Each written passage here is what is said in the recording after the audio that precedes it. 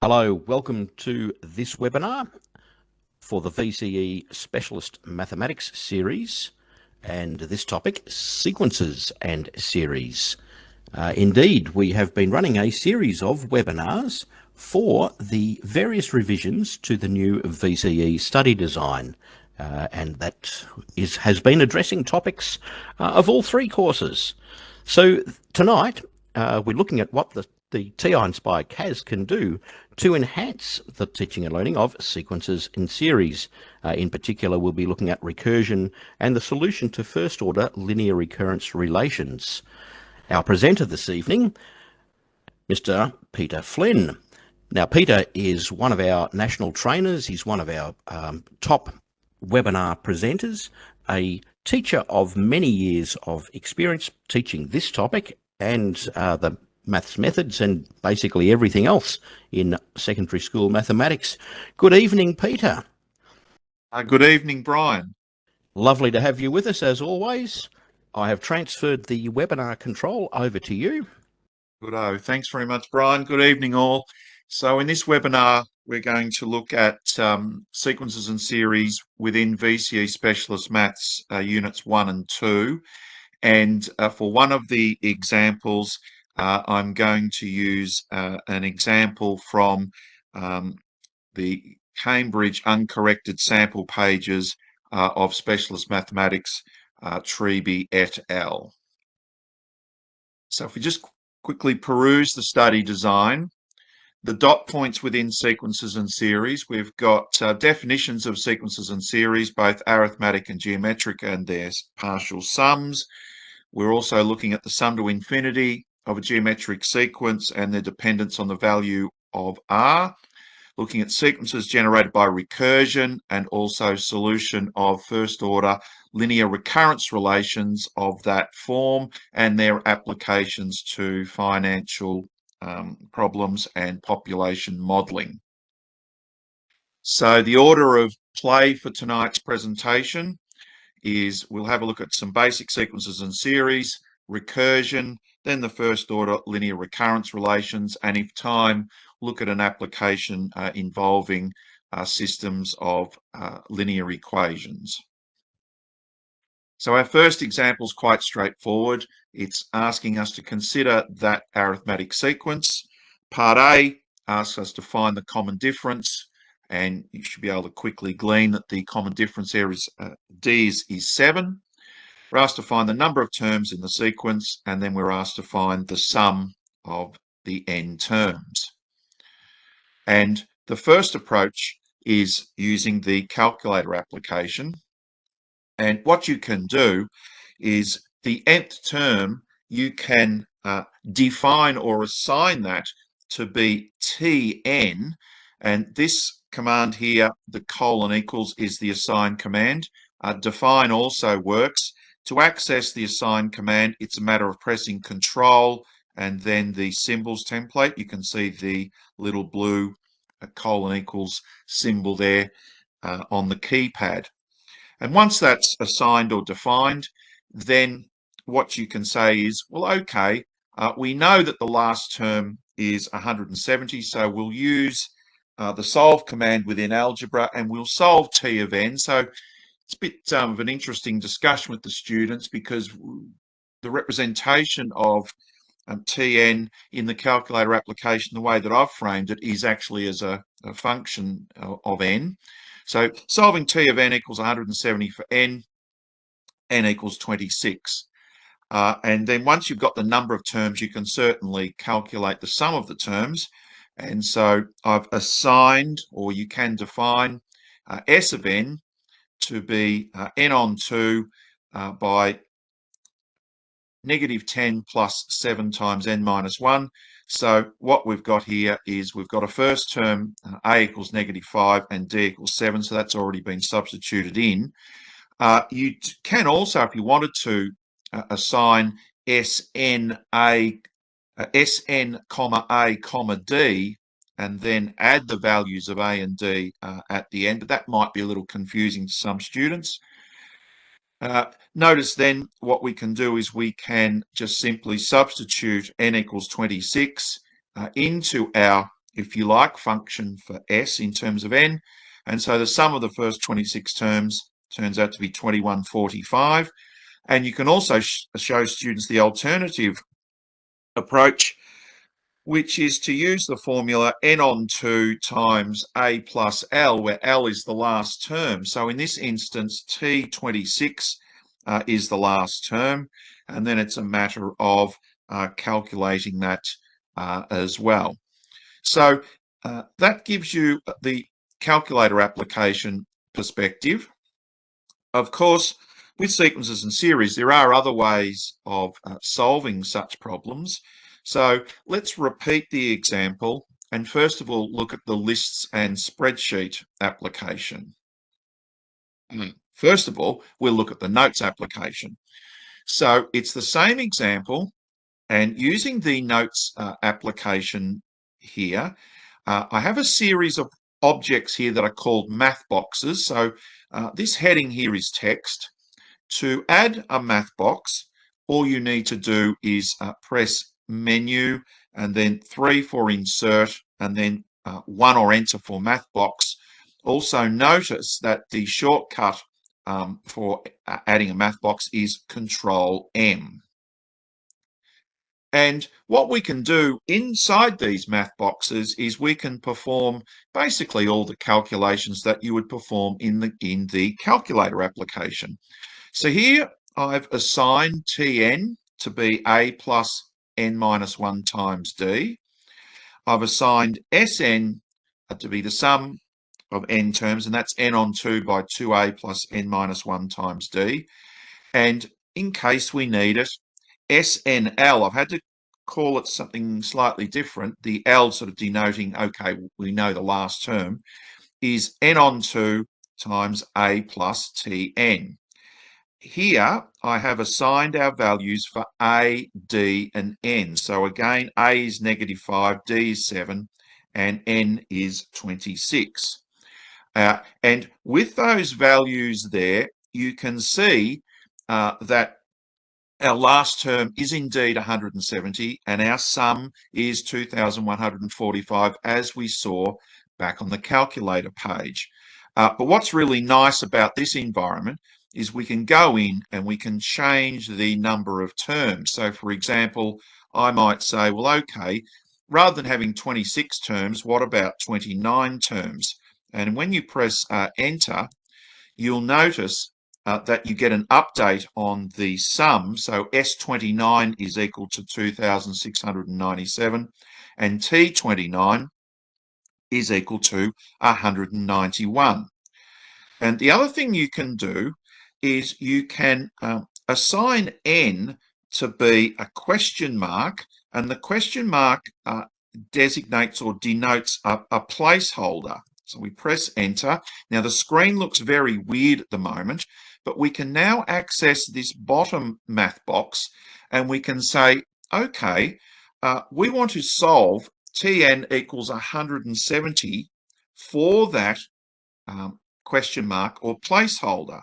And we press enter and we get the placeholder, the question mark, is 26. In other words, if we connect these two up, n is equal to 26. So you can also embed into this application, if you like, a solve feature like I've done there to find the number of terms. Moving along, we can also exploit the lists and spreadsheet environment. So I have 3 columns here. Column A is denoted by, now notice that this is a variable n, and it's different to column n, which is further to the right going along in the spreadsheet. In the what's known as column A formula cell, I've added a formula. So the command SEQ or sequence, you can type it in or you can find it in the catalog. And I've assigned n to be a sequence. And the syntax there is the first k is the expression. The second k is the variable. 1 is the lowest value for n. And 26 is the highest value for n. And when you press enter, what happens is you'll populate column A with the positive integers from 1 through to 26 as I've scrolled down there.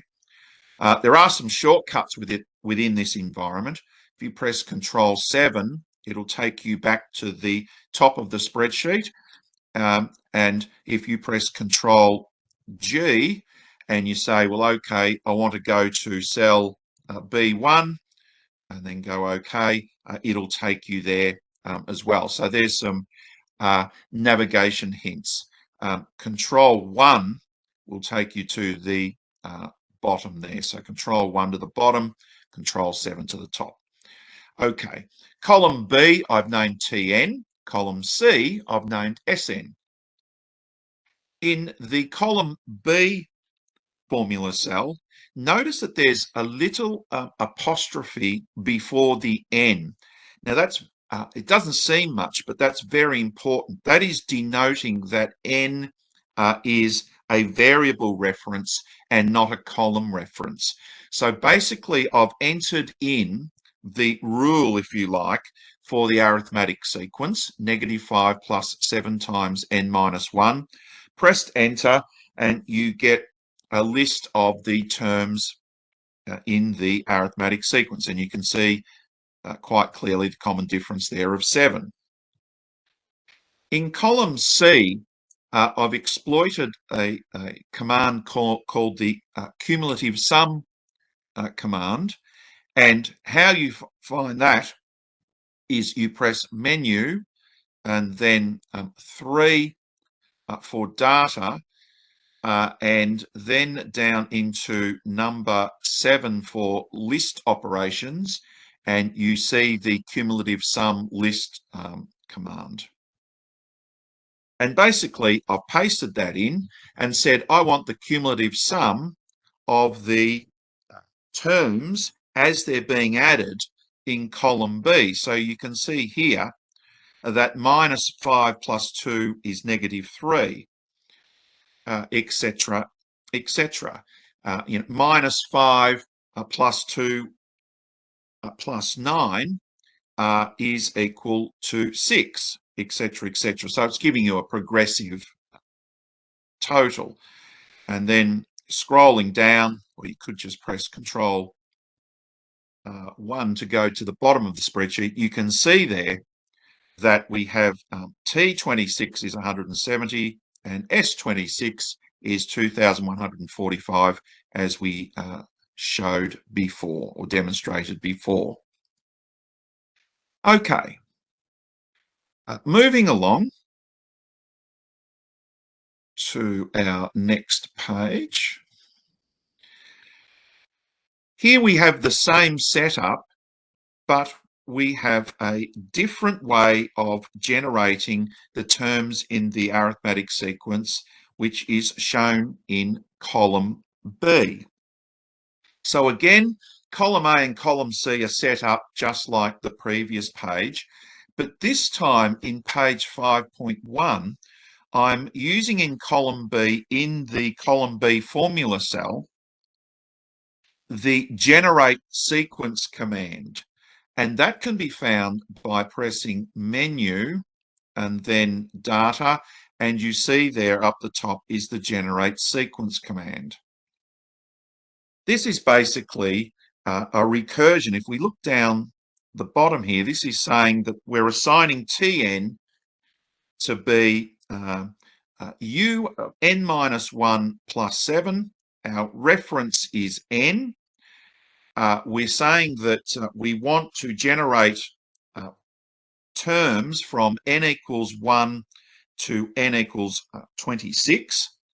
We want to start at -5, which is the first term, and we want to go up in increments of 1.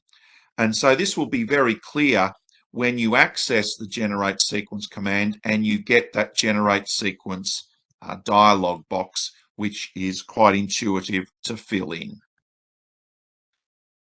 Okay. Moving to our next page, we now use that previous example as a way in to look at some sequences generated by recursion. And so it's well worthwhile talking to the students and saying that we can express a sequence using recursion or a recurrence relation, where each new term is generated by some function of a previous term or terms. So when the recurrence relation is first order, it's previous term. If it's, for example, second order, it's the two previous terms. An example of a second order recurrence relation is the Fibonacci sequence. Here we have an example of a first order recurrence relation where we consider the sequence that's described by, to obtain the next term, we take the current term, multiply it by 2, and then add 5. And our starting term is 3. So I've expressed this here in a notes application, and the bottom portion of the screen is a calculator application, and it's well worthwhile going through with your students just that mechanical way of how the sequence is built. So as you can see here, our first entry in the calculator application is simply take that starter number 3, or T1 is 3, multiply it by 2, and then add 5, like we've done here. And then you can say, okay, let's multiply by 2 and add 5. And what you'll see there, it's going to take the previous answer of 11, multiply it by 2, which is 22, and add 5, and we should get 27. Pressing enter each time, we generate the terms in this sequence governed by that recurrence relation. So I'm just pressing enter and we get 27, 59, 123, etc., etc.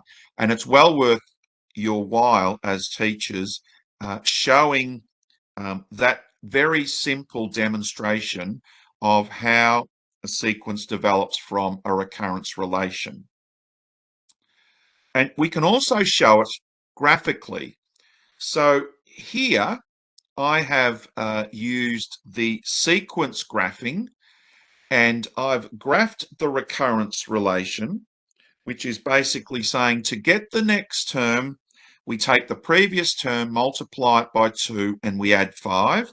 And it's very nice to see the graphical representation. Here, the first term is represented in a different color. It's represented by the green dot there. And when you make contact with it, it's nice to see that U1 initial term, or term 1. To access terms of the sequence in this representation, press menu, go to 5 for trace, 1 or enter for graph trace, and notice here you have hit upon the first term, which is 3. Then to gain access to successive terms, it's just a matter of pressing big button to the right. And so our second term is 11, 27, 59, 123, etc., etc. To get out of graph trace, it's just a matter of pressing escape. You can also talk about special cases. So if we're looking at a general recurrence relation, where, for example, back on the previous page, if this was our number here where we see a 2, let's say that was R, and where we see that plus 5, let's say that's a D, so R equals 2 and D equals 5, we should consider the cases where R equals 1 and D equals 0 graphically. And so the case R equals 1 corresponds to an arithmetic sequence. So those dots, or the terms that represent those dots or those points, form a straight line. And what you can do is you can ask the students to move from the recurrence relation to the explicit relation.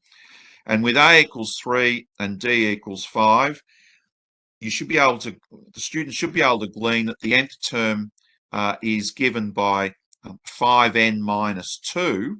So what you could do is you could press Tab, and where we've got function graphing, I know that you do have to change, your thinking in terms of now to access this. Really, we need to use X rather than N. But if we put in there 5X minus 2 and press enter, we can see we get a lovely perfect fit there. So we've married up the recurrence relation with the explicit relation, and we've also shown that specific case that when R equals 1, the recurrence relation or the sequence is arithmetic. So if I just get rid of that. And similarly, the case D equals 0 corresponds to a geometric sequence. You can see that there's no D term, and in fact, we can see that R equals 2. Moving right along, we can get a bit more fancy. So this is quite a busy page. And what this is illustrating, it's a split page, and on the left-hand side, we're using sequence graphing, and we have sliders for R, D, and A. And on the right-hand side, we have a table of values, and we have a graphical representation of the terms generated from the recurrence relation. And in this case, our first term is 5, our D is equal to 0, and our R is equal to 1. And so if we press menu actions and then scroll down or up, you will see that's where you access the command insert slider. All right, so that's where you find that. So I've got sliders for R, D, and A, and it's really worthwhile spending a few minutes with the student saying, okay, what will this sequence of dots, or what will this graphical representation look like if we change the value of R, keeping D constant?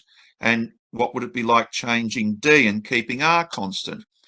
And so you can ask these questions, and we can click on the slider button for R, and let's start increasing R. And what you'll notice is the representation changes, and also each corresponding term is increasing because R is increasing, like so. So that's quite nice. We can then bring R back to 1, and we can say, well, okay, what will the graph look like if we start increasing or changing the value of D? We see this situation. So really, we've got the arithmetic sequence situation going on there. You can also change the first term, of course. And the other thing you can do is you can also look at R values less than 1, and you can also look at negative D values. So for example, what happens if let's have some D equals 30, and then we can say, well, okay, what about if we decrease the value of R, and then we look at that effect? And you can also access the first few terms of the recurrence relation in the table there. So I think that that is a really nice, powerful, dynamic demonstration illustrating the effects that R and D have on a recurrence relation. Moving right along, this is quite a wordy example, and this is on population modelling, and this is the one from the upcoming Cambridge book, which will cover Specialist Maths Units 1 and 2 very, very well. And so basically, at the start of the year, a lake in a national park is estimated to have 10,000 trout, and previous modelling shows that if left to natural factors, the trout numbers in the lake will increase on average by 20% per year. So there's a lot of information to take in. What we can glean so far is that R is equal to a 1 plus 0.2, which is 1.2. On this basis, the park authorities give permission for 1,800 trout to be taken from the lake each year by anglers. So in other words, D is negative 1,800. Write down a recurrence relation that can be used to model the number of trout in the lake at the start of each year. Use the model, or using the model, how many trout will the lake contain after 10 years? When will the population of trout in the lake exceed 20,000? So that's parts A through to C. They're contained. Then the question becomes really nice, because the question is asking you to change the recurrence relation, and suppose instead that the park allowed 2,200 trout to be fished from the lake each year. Write down a new recurrence relation, give an expression for the number of trout in the lake at the start of the nth year, and find when the trout will disappear from the lake.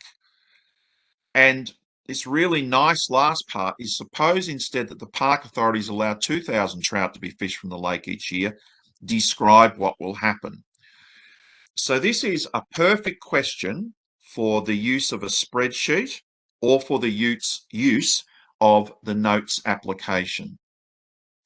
So let's go through again an outline of the three recurrence relations. In parts A and C, if we let Pn be the number of trout at the start of the nth year, and that's an important consideration here, start of the nth year, then P of n plus 1 is 1.2 times Pn minus 1,800, and P1 is 10,000. Part D, Qn is the number of trout at the start of the nth year, and Q of n plus 1 is 1.2 times Qn minus 2,200, with the same initial amount of trout. And part E, Rn is the number of trout at the start of the nth year, and Rn plus 1 is 1.2 times Rn minus 2,000, with the same initial amount of trout. So we've got three recurrence relations here, and the difference being the number of trout that are removed from the lake at the end of each year. So I've set up a spreadsheet, and this is my first exploration into the problem. I've got, again, N is set up as a sequence, and I've got column B is my number of trout at the start of each year. So, for example, at the start of the first year, there's 10,000. Now, a bit of thought's gone into the development of this spreadsheet. Before column B was populated, I assigned some values and put them in column C. I assigned n min, and when I say assign, that's using the assign command. I assigned n min to be equal to 1. I assigned n max to be 25. Now, n min is definitely going to be 1. I've just had an approximate think about what n max should be. That can easily be changed if it's not appropriate. I've assigned R to be 1.2. I've assigned D to be negative 1,800. And I've assigned the initial amount to be 10,000. And column D offers those reminders there in text. And so part A was for us to write down the recurrence relation, and we've done that. Now, part B asks us to, if I remind myself, using this model, how many trout will the lake contain after 10 years? So in other words, it'll be looking at the beginning of the 11th year. So if we go down to cell B11, at the start of the 11th year, or at the end of 10 years, after those fish have been removed, we find that approximately 15,192 trout are in the lake. Part C asks us for when will the population of trout in the lake first exceed 20,000? So if we continue on,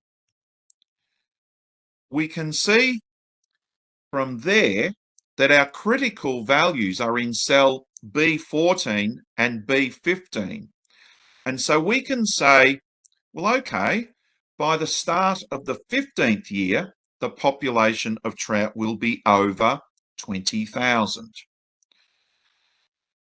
Come back up to the top. Now, this is where the spreadsheet is nice and interactive, because now we can deal with the situation where the park authorities allow 2,200 trout to be fished from the lake. So what we do now is we go in here and we can change this negative 1,800, and we can change it to negative 2,200. And what that does is it gives us different numbers of trout, obviously, at the end of or at the start of each year.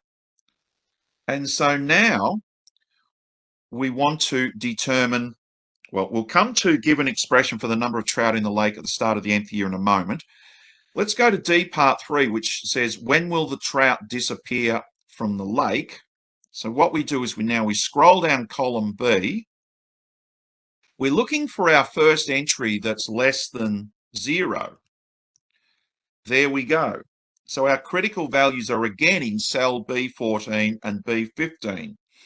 And so what we can glean from here is the trout will disappear from the lake during the 14th year, because at the start of the 15th year, we've got a negative number of trout, which doesn't make any sense.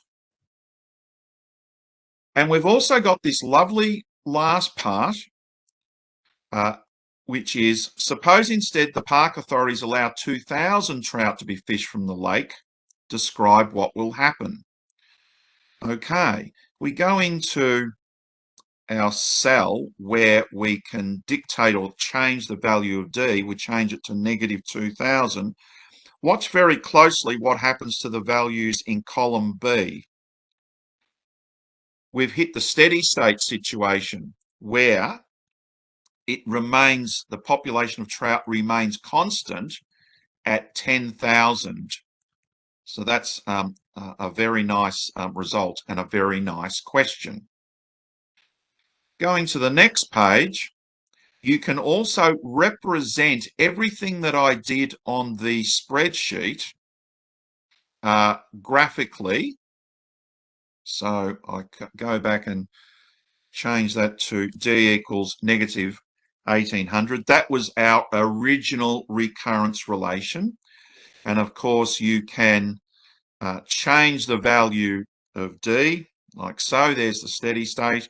And here's the situation where the number of trout are decreasing because more are being taken out. So that's a nice visual representation again of the problem. And I won't go into the notes application too much. And there were a couple of parts in that question that, for example, asked you to write down an expression for the number of trout. Well, the solution to this general first order recurrence relation is this lovely expression here. And so it can also be used to answer those questions that I answered, particularly with the listen spreadsheet. You can also do it graphically and also explicitly with this relation here. And you can do that in the calculator application, and you can also do it in the notes application.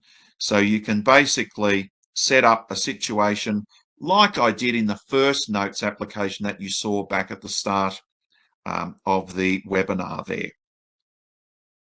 Okay. That's our first 3 parts of the webinar, we might just spend the last 10 minutes looking at an application. And this is looking at arithmetic sequences and systems of linear equations. And first of all, we have an example or a game that that you can play with the students. And you can ask them to, as a class, you can ask them to graph the linear relation ax plus by equals c according to the following rules of the game. Here are the rules. So consider the following game where students and the teacher graph that linear relation. Rule 1 is ask students to provide a coefficient of x and a coefficient of y. And rule 2, and this is where you come in and you've got to be very crafty and not say what you're doing. The teacher provides a constant c such that a, b, c, that triplet, forms an arithmetic sequence. And the important thing is the manner by which c is being generated is withheld from the students. You don't tell them how you're generating the value of c. Because of time, this is something that I've prepared earlier. So this is a mythical class. And so the students have said, well, okay, coefficient of x to be 2, coefficient of y to be 5. I've said 8, because 2, 5, 8 form an arithmetic sequence, and we've graphed that. And then I've asked the students again, and they've said, all right, coefficient of x is 3, coefficient of y is -2. And I've said, well, okay, let's use -7. And then they've become smarty pants and they've said, well, okay, we'll try a decimal one. 0.3, coefficient of x, coefficient of y is 0.9, and I say 1.5.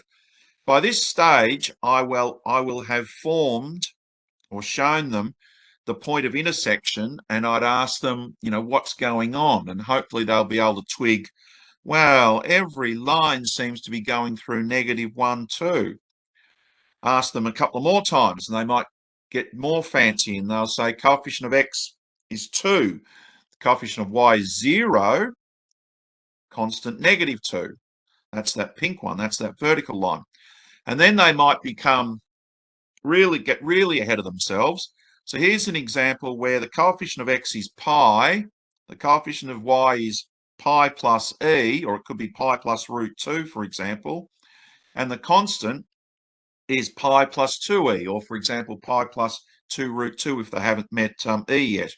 That also goes through -1, 2. So no matter what, as long as I'm getting the value of c right every single time, all those lines will go, the point -1, 2 will always be on that line. All right, so all lines go through the point -1, 2. Time for students to make a conjecture. And when A, B, C form an arithmetic sequence, the graphs of that linear relation always intersect at -1, 2.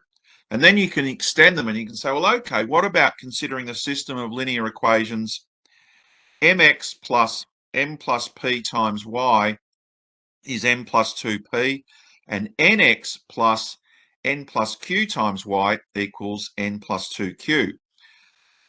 First equation is an arithmetic sequence. The coefficients and constant form an arithmetic sequence. The first term is m, and the common difference is p.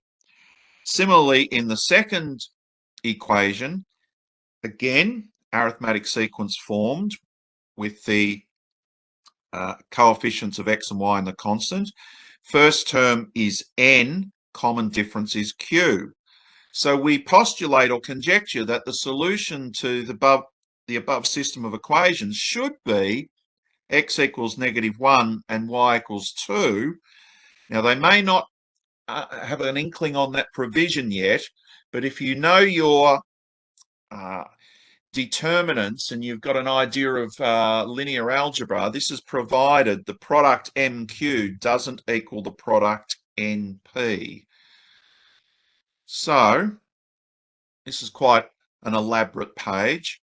The top part of it is a notes page and it's generating solutions to that system of equations. There's the determinant, and this MQ not equal to NP will be true if that's not equal to 0, and if that's equal to 0 and the matrix is singular, then that will turn out to be false. So this is linked. We've got sliders here for M, N, P, and Q, so you can solve many systems of equations in this family very readily, rather than doing them slowly and repetitively by hand. So if I change the value of M, okay, we get a different determinant, but notice that -1, 2 up the top there, that doesn't change.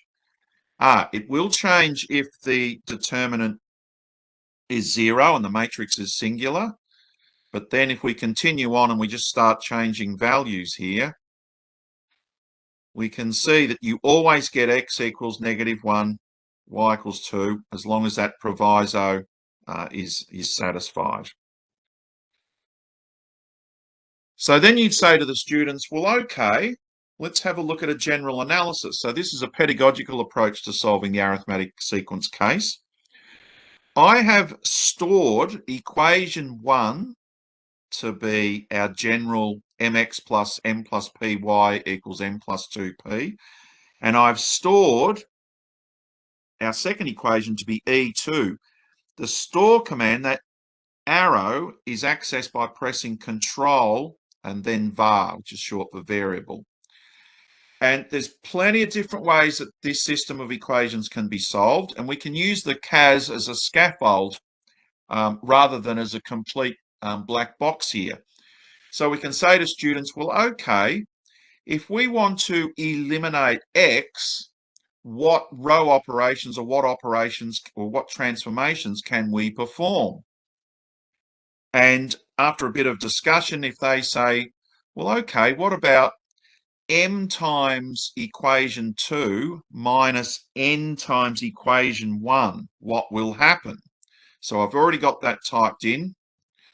Press enter, and that looks really good. The great thing about this approach is if they choose something that's incorrect, you get feedback. Like, wow, that looks like a big mess. That hasn't helped us. That doesn't look right. But this looks terrific because, and you've got this MQ minus NP appearing, which is really nice. So you can see that MQ cannot equal NP. And you can see that on the right-hand side, we've got 2 lots of that coefficient on the left-hand side. So it makes sense. You can see now why y equals 2. So if we went now to menu, algebra, solve, go up and grab that and solve for y, we get y equals 2. And then you can say to the students, well, if we've got y equals 2, then how do we get the value of x? And they'd say, well, okay, what about if we substitute that into equation 1? So if you type E1 there and then Control equals, and then use the given key, go up and grab y equals 2, press enter, and there we get a linear equation involving x and also m and p. And you can use the solve command. You could also subtract 2 times m plus p from both sides.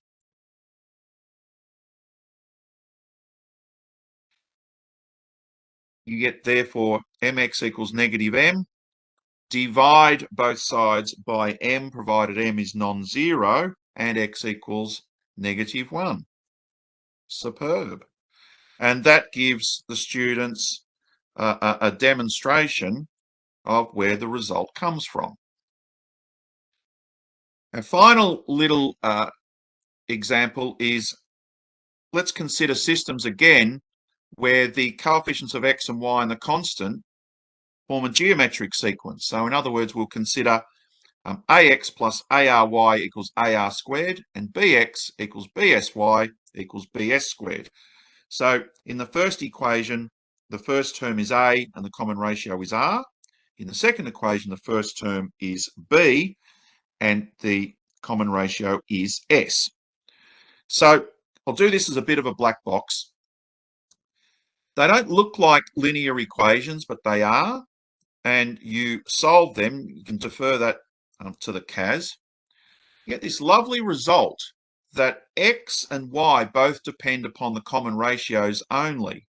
You'll notice in equations 1 and 2 there, I was able to divide through by A in the first equation and by B in the second equation.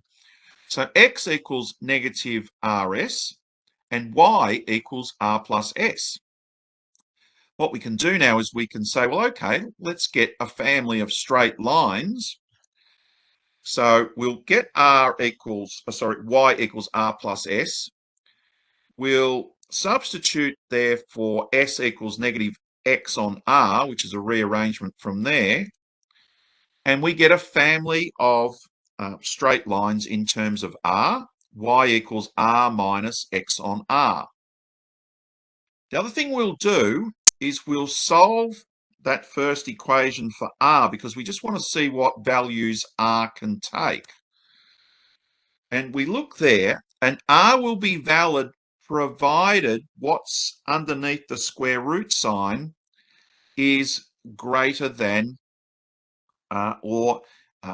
greater than 0. So we would want there y squared to be greater than or equal to negative 4x. Okay, let's see what this all looks like. The geometric result here is lovely. Those blue lines there, they're those straight lines, y in terms of x and r. Here we have our boundary curve, y squared equals negative 4x, and that's a parabola. And also we must be cognizant of the fact that x can't be equal to 0, and that's why there's a hole there at the origin. So that gives you a geometric demonstration, graphical demonstration of the geometric sequence result. So harking back here to the end of this presentation, what I've tried to do today is to illustrate the many different ways that Nspire CAS can be used to perform calculations with sequences and series, to perform calculations with recursion and first order linear recurrence relations, also to show an application of sequences and series to linear algebra, and also to provide or to show you the importance of embedding the different applications in the study of this topic. In other words, the list and spreadsheet application, the notes application, and also sequence graphing. So thanks very much for viewing this webinar. Thank you, Brian, for hosting, and I'll hand it over to you now, Brian. So thank you very much. Yes, thank you indeed, Peter. A lot of inspiring material in there. I particularly like the initial concept development of the sequences by way of the calculator application, then the notes application, lists and spreadsheet, my favourite because that just shows the whole thing. And then, of course, you modified that. You initially showed us the sequence from the nth term, and then modified that to show us how the sequence works as a recursion. The graphing, of course, is fantastic for visuals. I really like that. And then, of course, taking us to the game, so to speak, with the simultaneous equations, matrix applications, and some very, very clever algebraic reasoning. That's a presentation, my friend, with it all. So thank you once again to our presenter here, Peter Flynn. We hope that you have enjoyed our VCE revised study design webinar series. There are many more available that you can download from the Texas Instruments website or from our YouTube channel. But for this one, it is good night from me and good night from Peter. Good night from me. Thank you, Brian. Good night all.